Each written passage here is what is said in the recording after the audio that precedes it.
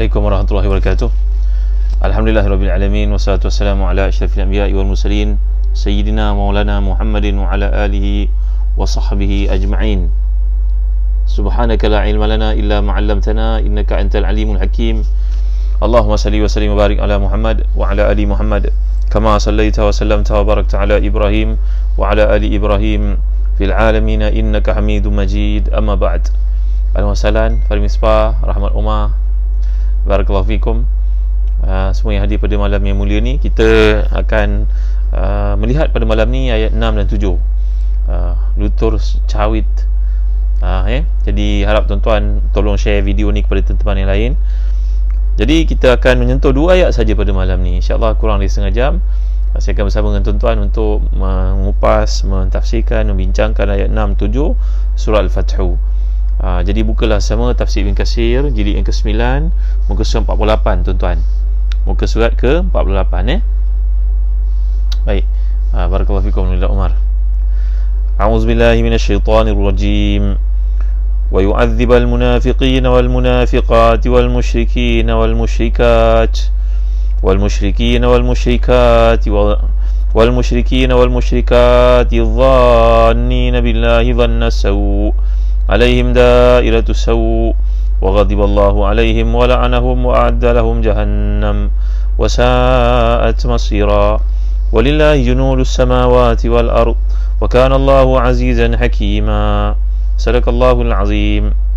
Dan supaya dia mengazab orang-orang munafik lelaki dan perempuan, dan orang-orang musyrik lelaki dan perempuan yang mereka itu berprasangka buruk terhadap Allah, mereka akan dapatkan giliran kebinasaan yang buruk daripada Allah, dan Allah murka dan mengutuk mereka serta menyediakan bagi mereka neraka jahanam.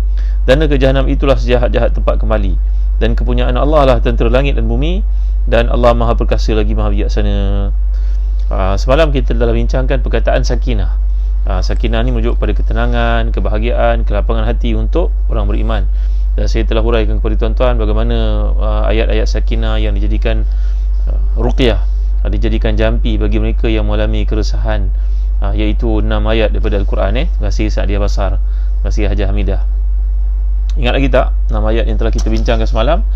Ya, ayat daripada sebagai contohnya surah Al-Baqarah ayat 248, iaitu firman Allah SWT, a'udzubillahi minasyaitanir rajim, wa qala lahum nabiyuhum inna ayata mulkihi ayyatiyakumut tabutu fihi sakinatun min rabbikum. Yang kedua adalah ayat ke-26 surah Taubah, thumma anzalallahu sakinatahu ala rasulihi wa alal mu'minin. Dan ketiga pun daripada surah Taubah juga, iaitu ayat ke-40, iz yaqulu sahibihi la tahzan innallaha ma'ana fa anzalallahu sakinatahu alaihi wa ayyadahu bi junudin lam tarawha. Yang keempat adalah daripada surah Al-Fathu yang sedang kita bincangkan ni, wallazi anzala sakinata fi qulubil mu'minina liyazdadu imanan ma'a imanihim. Ni ayat yang keempat. Yang kelima tuan-tuan, juga dalam surah Al-Fathu ayat ke-18, laqad radiyallahu 'anil mu'minina idh yubayyi'unaka tahta asy-syajara fa'alima ma fi qulubihim fa anzala as-sakinata 'alaihim wa athabahum fathan qariba. Yang keenam juga daripada surah Al-Fathu ayat ke-26, iz ja'ala alladhina kafaru fi qulubihimul hamiyyata hamiyatal jahiliyyah fa anzalallahu sakinatahu 'ala rasulihi wa 'alal mu'minin.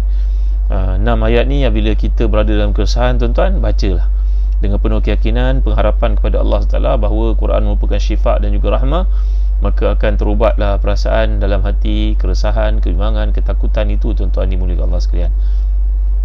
Apa saja ujian kat dunia ni sebenarnya mudah nak dibandingkan dengan akhirat, seperti yang telah kita bincangkan dalam surah Al-Hajj, dan begitu juga surah Sajdah yang lalu. Jadi ini 6 tempat daripada Al-Quran. Kata Syekhul Islam, ketika aku sakit dahulu, maka doktor-doktor yang datang merawat mengatakan tiada peluang bagimu untuk sihat.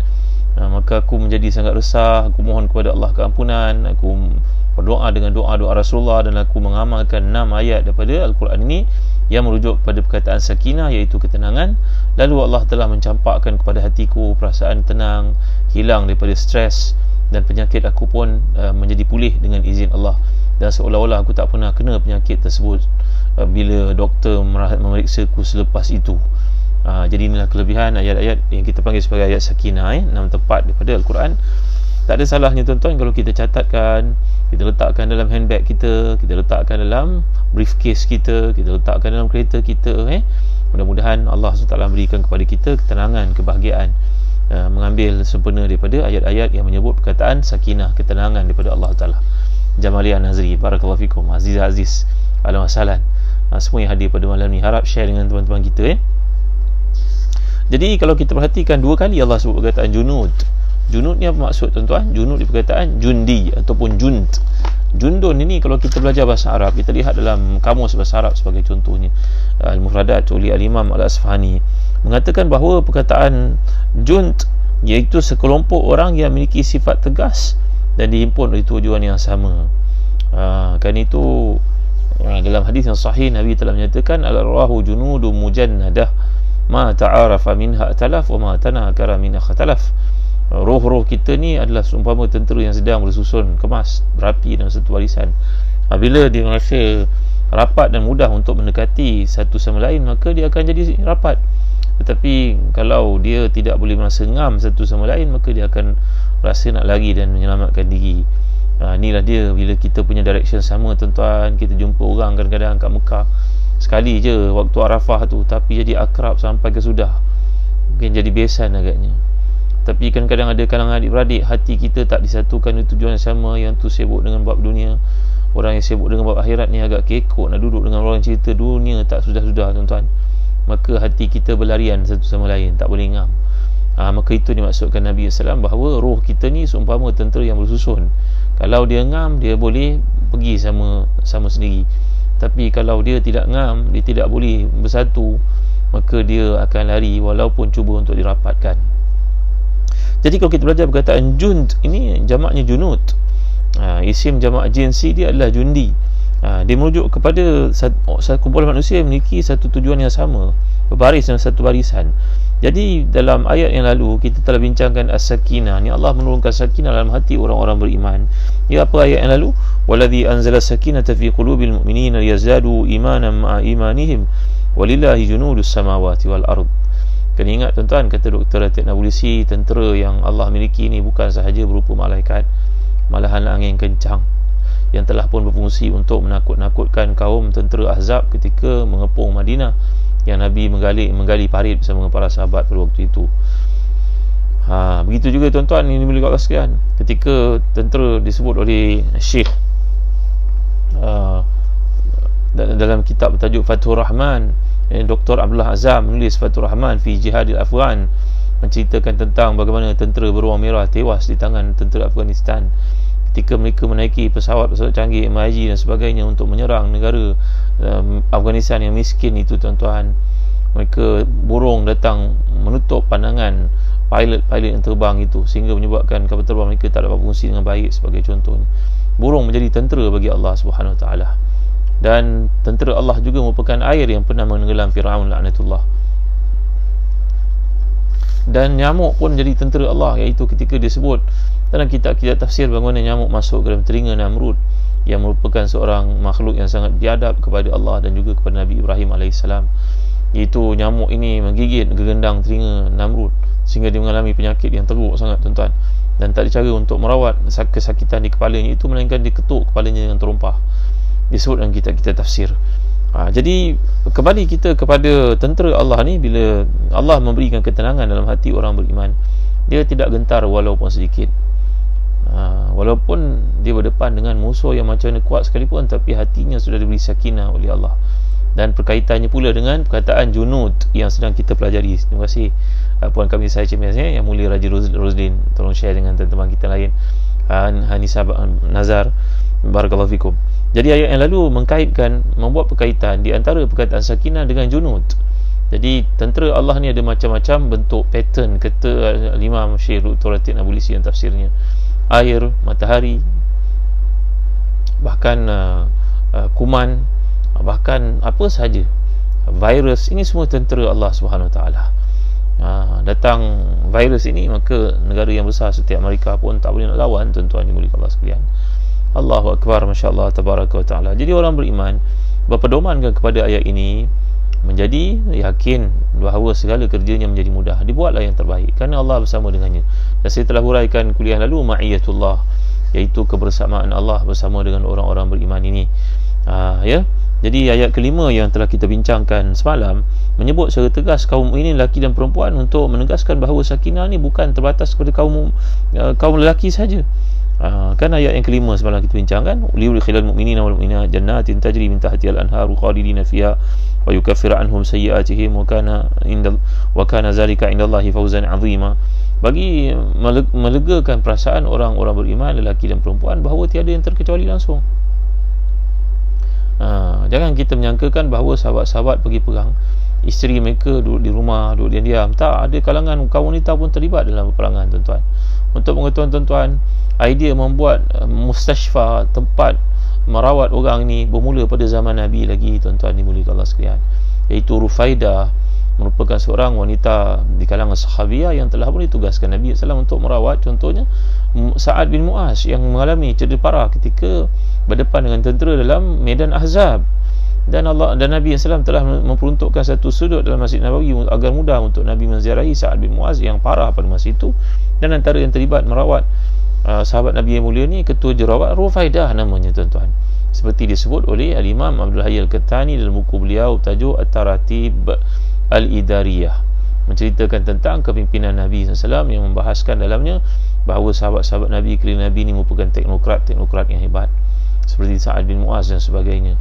Perindustrian pada zaman Nabi, sebenarnya revolusi perindustrian itu yang disebut Barat memulakannya, sebenarnya umat Islam telah mencetuskannya daripada awal, dan Nabi SAW sendiri telah menunjukkan bagaimana mengimarahkan dunia sebagaimana yang Allah kehendaki, sallallahu alaihi wasallam. Salawat dan salam ke atas baginda yang mencetuskan berbagai kebaikan. Jadi tuan-tuan dimuliakan Allah sekalian, dalam ayat yang ke-6 ni kalau kita perhatikan rentetan daripada sikap sebahagian daripada kaum Arab yang tidak mahu turut serta dalam perjalanan Nabi ke Hudaibiyah, dengan mengatakan bahawa boleh menang ke Muhammad ni, dia bawa 1,500, 1,400, 1,300 tentera, boleh menang ke nak lawan kaum musyrikun? Di situ berlaku helah sia-sia yang hebat. Strategi Nabi SAW, Nabi mengelakkan melalui zon Badar kerana mengetahui nanti Khalid Walid dan juga tentera-tentera musyrikin akan berusaha untuk menyerang Nabi. Maka Nabi telah melencong arah dan sampai ke Hudaibiyah yang telah saya ceritakan kepada tuan-tuan. Dan Hudaibiyah, unta Nabi yang nama Kaswa itu tak mahu bergerak. Allah Ta'ala telah mengilhamkan kepada unta ini supaya berhenti kat situ, supaya jangan melanjutkan lagi perjalanan, jangan meneruskan lagi perjalanan ke hadapan. Tempat itu ada kaitan lah tempat dengan tentera Abraha dahulu ketika cuba untuk merobohkan Kaabah. Di situlah mereka tersekat juga. Jadi Kaswa, unta Nabi SAW pun tersekat kat situ. Nabi menamakan haiwan-haiwan tunggangan Nabi dengan berbagai nama. Jadi antaranya bernama Kaswa yang dinaiki oleh Nabi SAW dalam perjalanan di Hudaibiyah untuk menunaikan umrah itu. Jadi bila Nabi telah menunda kunjungan baginda untuk menunaikan umrah bagi meraihkan perjanjian Hudaibiyah yang berlaku di antara kaum muslimin dan juga musyrikin, maka bayangkanlah umat Islam yang merasa begitu resah, sedih, tertekan. Kita dah jalan begitu jauh ya Nabi SAW, berapa ratus batu, tiba-tiba kita kena pulang. Lalu Allah telah pun menurunkan hati mereka, merawat perasaan tersebut, terapi diri mereka dengan turunnya sakinah, iaitu ketenangan dalam hati-hati para sahabat ini. Dan mereka pun pulang, tuan-tuan. Dan bila pulang sampai di Madinah, maka apa yang berlaku selepas itu, kaum munafikin lelaki dan juga perempuan berusaha untuk menyakitkan hati Nabi SAW dan para sahabat. Dan mereka juga, kalau kita lihat dalam peristiwa yang berlaku selepas itu, iaitu pembukaan Khaybar, ya tuan-tuan yang dimuliakan Allah sekalian. Jadi mereka ni golongan munafikun yang dahulunya Nabi ajak pergi ke Hudaibiyah tidak mahu pergi, tetapi selepas itu cuba untuk pergi kerana nak memastikan mereka tak terkecuali daripada mendapat anugerah ghanimah peperangan. Hanisa Nazar, bukan Kaswa, Qaf, Qaswa, bukan Kaf, Qaf, Qaswa, Qaf, Sad, Waw, Alif, Hamzah. Baik. Jadi inilah dia golongan munafikun yang bersangka-sangka buruk kepada Nabi SAW dan bersangka bahawa Nabi, macam mana Muhammad boleh menang? Takkanlah Muhammad boleh menang. Mereka mengatakan demikian sama mereka. Terus mereka tak turut serta. Ketika diajak pergi, mereka tak mahu pergi. Kecuali Jud bin Qais yang telah kita bincangkan, yang turut serta bersama dengan Nabi SAW. Walaupun dia seorang munafik, dia tidak berserta dalam Bai'atul Ridwan yang telah kita bincangkan. Dia bersembunyi di belakang kenderaannya, dinyangkakan bahawa Nabi dan para sahabat tidak tahu, dia bersembunyi di situ. Setengah mengatakan bahawa dia bukan dia munafik, tapi kerana dia ketakutan yang amat sangat. Tapi pendapat kebanyakan ahli tafsir mengatakan berdasarkan kepada sirah Nabi menunjukkan bahawa Jud ini merupakan seorang yang munafik sebenarnya. Jadi golongan munafikun itu beranggapan bahawa Allah SWT tidak akan menepati janjinya, tidak akan memenangkan Rasulnya Muhammad SAW. Mereka menyangkakan bahawa Nabi akan mengalami kekalahan, akan diserang habis-habisan oleh golongan musyrikun. Tiba-tiba Allah SWT mengembalikan Nabi dalam keadaan dapat pengiktirafan, berlaku sulh Hudaybiyah. Maka menggelabarlah bukan main lagi pihak munafiqun dan juga musyrikun, tuan-tuan dimuliakan Allah sekalian. Bagi orang Arab yang belum masuk Islam pada saat itu, mereka menjadi gelabar kerana melihat Muhammad SAW berjaya membuat satu perjanjian. Ini memang di luar percaturan akal mereka.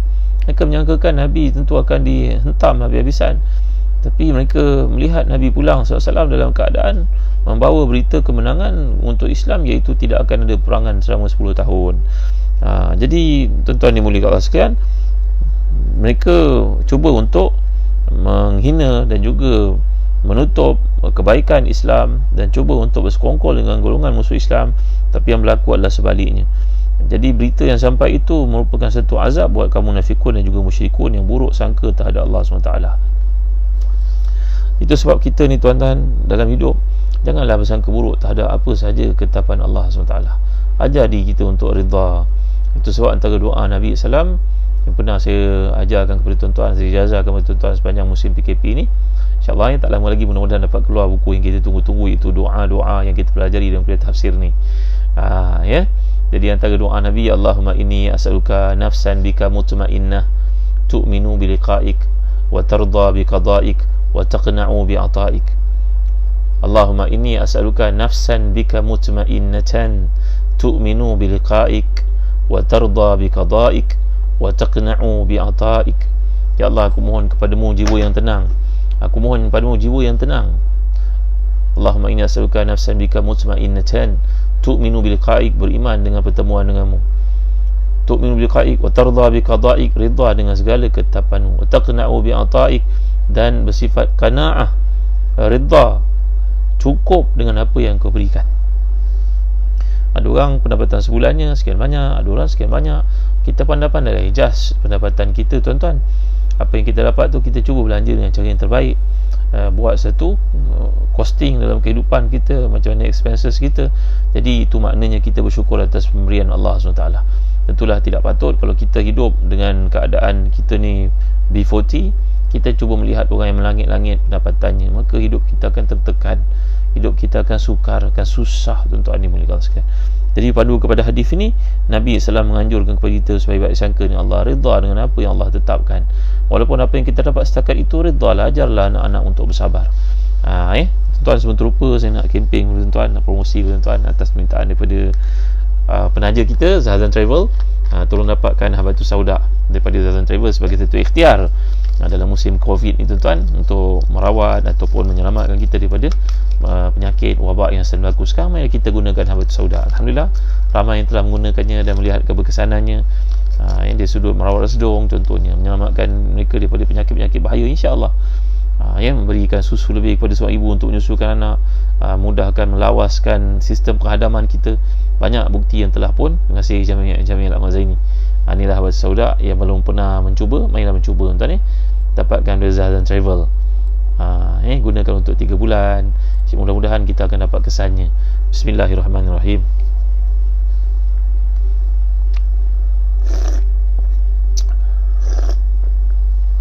Kita boleh makan sekali makan 2 biji waktu pagi, 2 biji waktu malam, insya-Allah tuan-tuan. Bagi satu ikhtiar, kerana Imam Ibn Qayyim menyatakan dalam kitabnya Tibbun Nabawi, dia merawat lebih dari 70 penyakit dengan izin Allah SWT. Maka kami telah botolkan seperti ini Habatus Sauda dengan nama jenama Birkah. Birkah datang perkataan barakah, insya-Allah.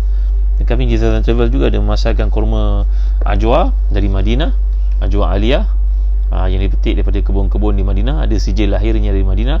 Tuan-tuan, untuk bulan puasa kita ni, bulan sunat puasa bulan Muharram ini, mudah-mudahan kita dapat puasa minggu depan 9 dan 10 Muharram Isnin Khamis. Kalau boleh bagi ibu-ibu yang tak dapat menyempurnakan puasa Ramadan lalu, marilah qada puasa. InsyaAllah dengan niat puasa sunat sekali. Ini adalah korma ajwa, saiznya kecil dibandingkan dengan korma mekjol. Ni korma mekjol dari Palestin tuan-tuan, dari Jordan, saiznya jauh lebih besar. Lihat korma mekjol ni disebut oleh Allah dalam firman-Nya menerusi surah Maryam ayat 25, wa huzi ilaiki bi jiz'in nakhlah, hai Maryam, gegarkan pokok korma supaya jatuh ke atasmu, makanlah ia kerana engkau mengalami sakit sebab melahirkan Isa bin Maryam, merawat penyakitmu. Ini korma Maryam. Bukan Maryami, Maryam Sayyidatina Maryam, ibu pada Isa alaihi wassalatu wassalam. Inilah korma mekjol. Tuan-tuan, dapatkan mekjol dan juga ajwa dari Zahzan Travel. Walaupun dah habis Ramadan, kita tetap gunakan korma sebagai makanan harian kita, kerana Nabi nyatakan rumah yang tiada korma, penghuninya akan selalu kelaparan. Dan bagi tuan-tuan yang nak melakukan akikah, kami bersedia untuk bantu tuan-tuan melakukannya di Mekah dan Madinah. Ada kos yang disebut itu tuan-tuan boleh dapatkan daripada Zahzan Travel.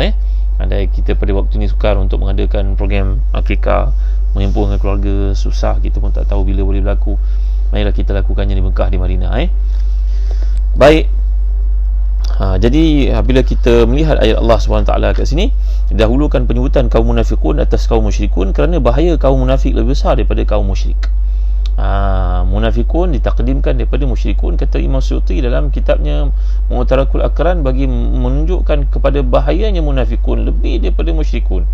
Ini ada illah di sebalik takdim dan juga takhir, bukan berlaku secara kebetulan tuan-tuan. Dan perkataan daerah yang Allah gunakan, kita gunakan juga dalam bahasa Melayu. Daerah menunjuk kepada kawasan.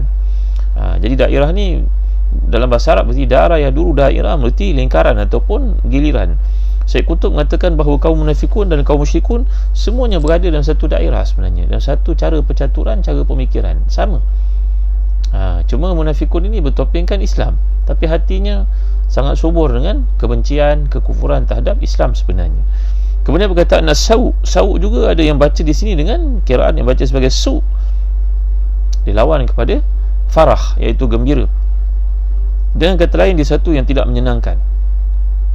Jadi bila Allah sebut ayat alaihim da'iratus sau, ia merupakan doa ataupun ancaman tentang ketetapan Allah yang jatuh atas musyrikun dan juga munafiqun. Alaihim da'iratus sau, ini merupakan doa ala. Jadi ayat ini melukiskan sifat kaum musyrikun dan munafiqun sebagai orang yang hatinya sangat bersangka buruk kepada Allah. Ini berbeza daripada kaum mukminin yang selalu menghindari sifat buruk sangka dan selalu mereka baik sangka kepada Allah, seperti doa yang telah kita pelajari tadi. Jadi ayat ini menampilkan sifat Allah dengan Aziz dan juga Hakim ketika berbicara tentang bala tentera Allah, berbeza daripada ayat 4 yang lalu yang menyebut perkataan Alim dan Hakim. Dalam ayat 4 menyebutkan Alim Hakim, dalam ayat yang ke-7 ni menyebutkan Aziz Hakim, Azizan Hakimah. Kenapa tuan-tuan? Beza di antara Izzah ni saya telah sebut pada tuan-tuan semalam, perkataan Azza Ya'izzu, Azza Ya'uzu, Azza Ya'azzu, yang merujuk kepada sifat-sifat Allah. Dan kemudian perkataan Alim Hakim yang lalu membincangkan tentang penyiksaan terhadap kaum musyrikin dan juga munafikin, yang menunjukkan kepada perkataan Aziz kat sini keperkasaan Allah SWT sehingga azabnya pedih tidak dapat dibendungkan.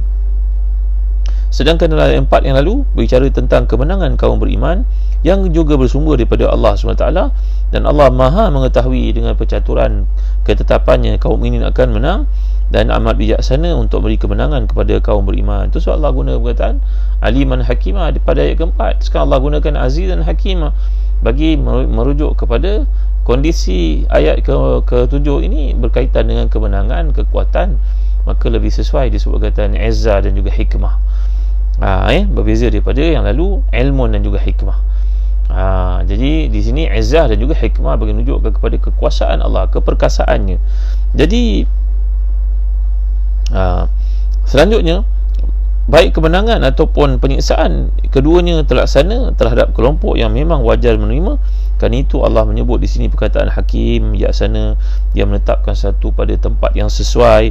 Jadi kaum beriman, kaum mukminin dianugerahkan kemenangan kerana mereka selalu taat dan mohon pertolongan kepada Allah SWT. Sedangkan kaum musyrikun kerjanya membangkang, kerjanya musuhi, kerjanya ingkar terhadap perintah Allah SWT.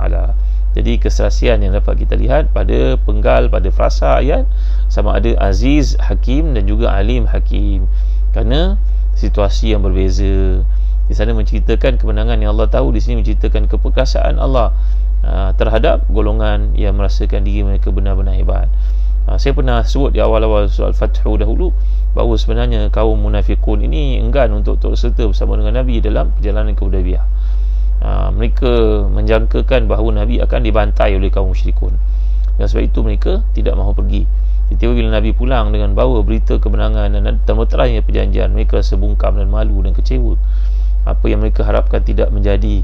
Dan selepas itu pula berlaku pembukaan demi pembukaan, dan kita akan lihat bagaimana kaum musyrikun ini menagih kepada Nabi untuk terserta selepas meyakini kemenangan yang berpihak kepada Islam itu membawa keuntungan duniawi, yang mereka pun rasa ralat, rasa kesal, rasa kecewa jika tidak memperolehi bersama-sama. Bila datang kemenangan, mereka nak turut serta.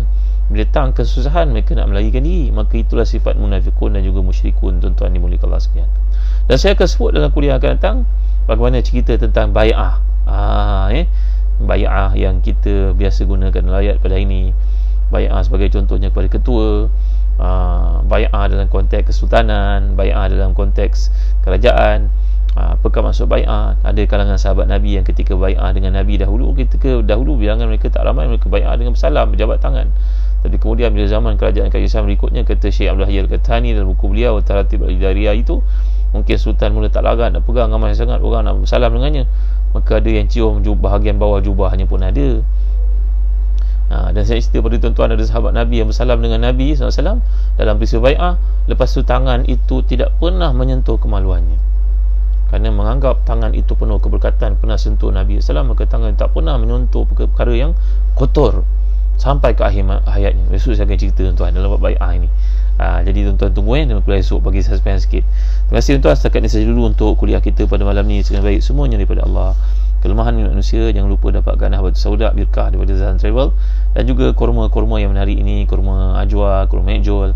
Dan jangan lupa tuan-tuan, anak-anak kita yang cuti panjang sekarang ni, tolonglah isi masa mereka dengan mengkaji Al-Quran, dapatkan belajar Al-Quran, buku belajar Al-Quran daripada Telaga Biru, dapatkan buku belajar Jawi daripada Telaga Biru. Saya nak syorkan tuan-tuan supaya memiliki satu kaedah, namanya kaedah Al-Matin.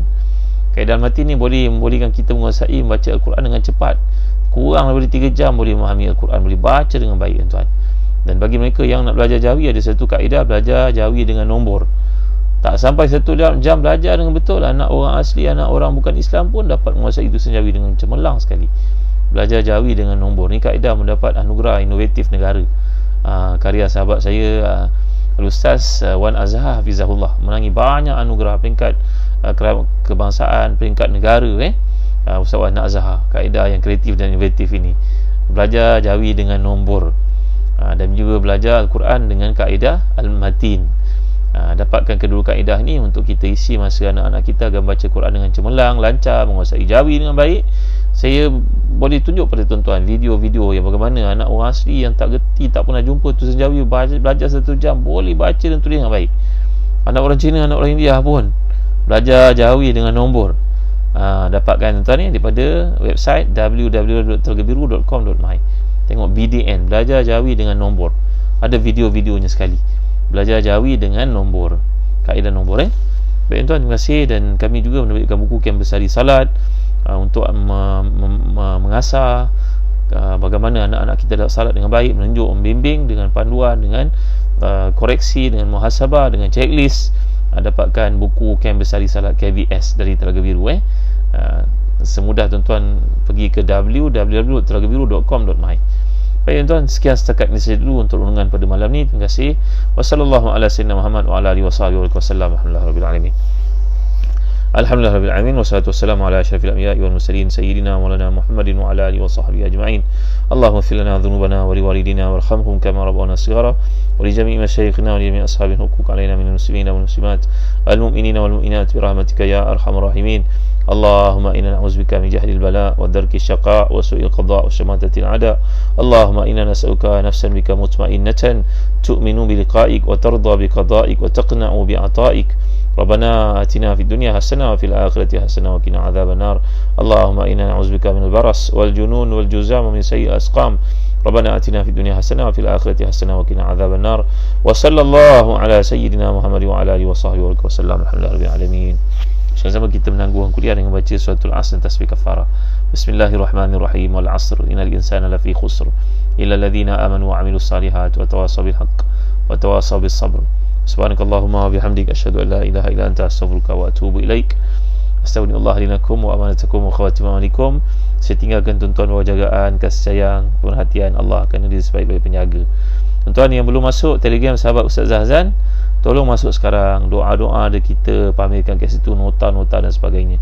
Terima kasih kepada Ustaz Syafiq Murad, terima kasih kepada Ustazah Mufatih Nurilis dan semua yang rajin catat nota dan doa yang saya sampaikan di situ. Sekian, Assalamualaikum warahmatullahi wabarakatuh.